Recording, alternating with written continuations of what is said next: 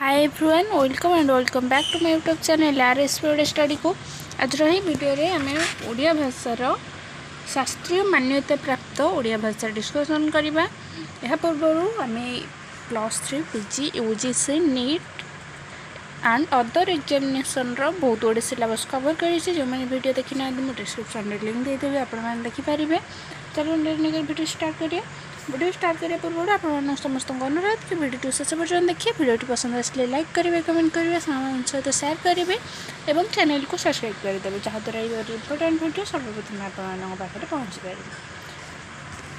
शास्त्रीय मान्यता प्राप्त ओडिया भाषा। 1 नंबर क्वेश्चन, शास्त्रीय शब्दर आविधानिक अर्थ कौन? उत्तर होउछि शास्त्रीय शब्दर आविधानिक अर्थ रही ताहा हेउछि शास्त्रीय भी शास्त्र युक्त या शास्त्र सम्मत अप्रूव्ड बाय स्क्रिप्चर्स शासन संबंधी relating to scriptures.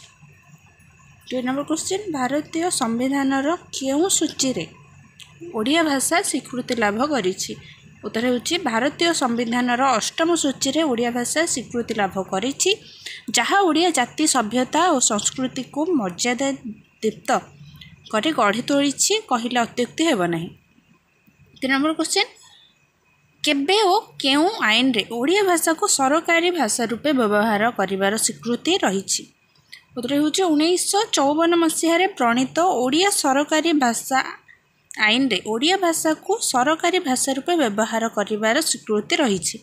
4 number question, Odia भाषा पई 1983 मसीहा एप्रिल 30 तारिख और 1985 मसीहा एप्रिल 1 महत्व कौन थिला?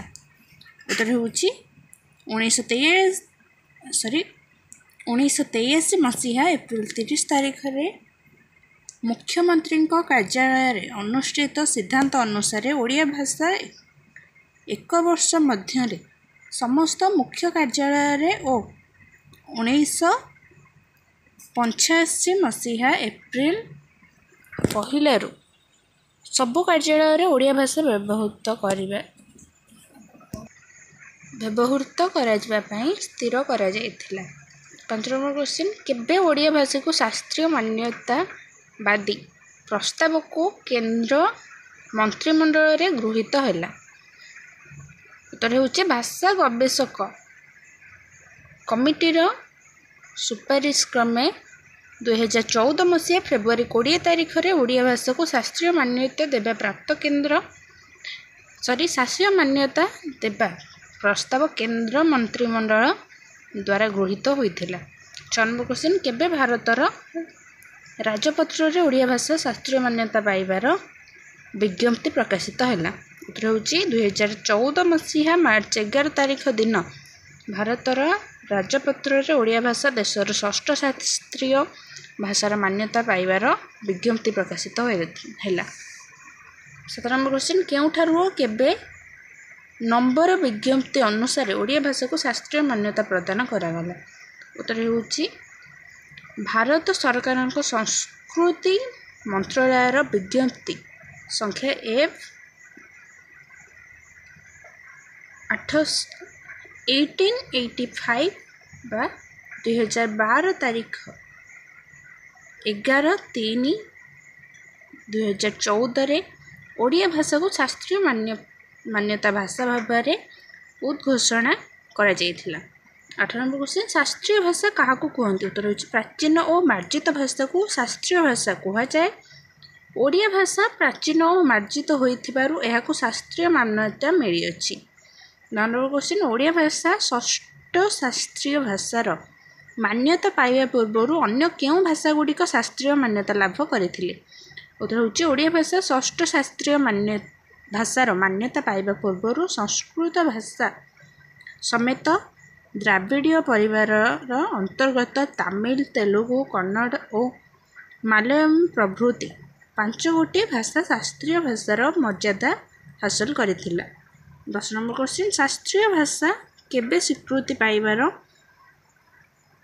मापदंड भावे भारत सरकार केते गोटी शर्त धार्य करिसेंती? उत्तर होउछि शास्त्रीय भाषा भावे स्वीकृति पाइबार मानदंड रूपे ଭାରତ ସରକାର 4 ଗୋଟି ସର୍ତ୍ତ ଧାର୍ଯ୍ୟ କରିଛନ୍ତି। 11 ନମ୍ବର କ୍ୱେଶ୍ଚିନ୍ ଶାସ୍ତ୍ରୀୟ ଭାଷାର ମାନ୍ୟତା ପାଇବା ପାଇଁ ଭାରତ ସରକାରଙ୍କ 4 ଗୋଟି ସର୍ତ୍ତ କ'ଣ କ'ଣ? ଉତ୍ତର ହେଉଛି ଶାସ୍ତ୍ରୀୟ ଭାଷାର ମାନ୍ୟତା ପାଇବା ପାଇଁ ଭାରତ ସରକାରଙ୍କ 4 ଗୋଟି ସର୍ତ୍ତ ହେଉଛି 1. ଶାସ୍ତ୍ରୀୟ ମାନ୍ୟତା ଦାବି କରୁଥିବା ଭାଷାଭାଷୀ ଜାତିର ଅନ୍ୟୁନ 1500 ବା 2000 ବର୍ଷ ଲିପିବଦ୍ଧ ଇତିହାସ ଓ ସଂସ୍କୃତି ରହିଥିବ। 2. ଶାସ୍ତ୍ରୀୟ ମାନ୍ୟତା ଦାବି କରୁଥିବା ଭାଷାରେ ମହତ୍ତ୍ୱପୂର୍ଣ୍ଣ ପ୍ରାଚୀନ ସାହିତ୍ୟ ରଚନାମାନ ପରମ୍ପରା ରହିଥିବ। 3. ଶାସ୍ତ୍ରୀୟ ମାନ୍ୟତା ଦାବି କରୁଥିବା ଭାଷା ଅନ୍ୟ କୌଣସି ଭାଷା ଦ୍ୱାରା ପ୍ରଭାବିତ ନ ହୋଇ ମୌଳିକ ସୃଷ୍ଟି ସମ୍ଭାରରେ ସମୃଦ୍ଧି ହୋଇଥିବ। 4. ଶାସ୍ତ୍ରୀୟ ମାନ୍ୟତା ଦାବି କରୁଥିବା ଭାଷାର ପ୍ରାଚୀନ ଓ ଆଧୁନିକ ଭାଷା ରୂପ ମଧ୍ୟରେ ଅବିଚ୍ଛିନ୍ନ ସମ୍ପର୍କ ନ ଥାଇପାରେ। 12 ନମ୍ବର କ୍ୱେଶ୍ଚିନ୍ ଉଡ୍ରଜା ପ୍ରାକୃତ ଗ୍ରନ୍ଥ କାହାର ରଚନା? ଏଥିରେ କ'ଣ କୁହାଯାଇଛି? ଉତ୍ତର ହେଉଛି ଉଡ୍ରଜା ପ୍ରାକୃତ ଗ୍ରନ୍ଥ ଡକ୍ଟର ବେଣୀମାଧବ ପାଢ଼ୀଙ୍କର ରଚନା। ଏହା 1939 ମସିହାରେ ରଚିତ। ପ୍ରାୟ 2000 ବର୍ଷ ତଳୁ ଉଡ୍ରଜା ପ୍ରାକୃତ ନାମରେ ଗୋଟିଏ ସ୍ୱତନ୍ତ୍ର ଭାଷା ଉଡ୍ର ଦେଶରେ କଥିତ ହେଉଥିଲା, ଯେଉଁଥିରେ ଆଜିର ଓଡ଼ିଆ ଭାଷା ସୃଷ୍ଟି ହୋଇଛି ବୋଲି ଡକ୍ଟର ପାଢ଼ୀ ପ୍ରମାଣ କରିଛନ୍ତି। 13 ନମ୍ବର କ୍ୱେଶ୍ଚିନ୍ ଅଶୋକଙ୍କ ଧଉଳି ଓ ଜଉଗଡ଼ ଅନୁଶାସନ କେବେ ଖୋଦିତ ହୋଇଥିଲା? ଉତ୍ତର ଅଶୋକଙ୍କ ଧଉଳି ଓ ଜଉଗଡ଼ ଅନୁଶାସନ ଖ୍ରୀଷ୍ଟପୂର୍ବ 3ୟ ଶତାବ୍ଦୀରେ ଖୋଦିତ ହୋଇଥିଲା। 14 ନମ୍ବର କ୍ୱେଶ୍ଚିନ୍ ଖାରବେଳଙ୍କ ହାତୀଗୁମ୍ଫା ଶିଳାଲେଖ କେଉଁ ଶତାବ୍ଦୀରେ ଖୋଦିତ ହୋଇଥିଲା? ଉତ୍ତର ହେଉଛି ଖାରବେଳଙ୍କ ହାତୀଗୁମ୍ଫା ଶିଳାଲେଖ ଖ୍ରୀଷ୍ଟପୂର୍ବ 1ମ ଶତାବ୍ଦୀରେ ଖୋଦିତ ହୋଇଥିଲା।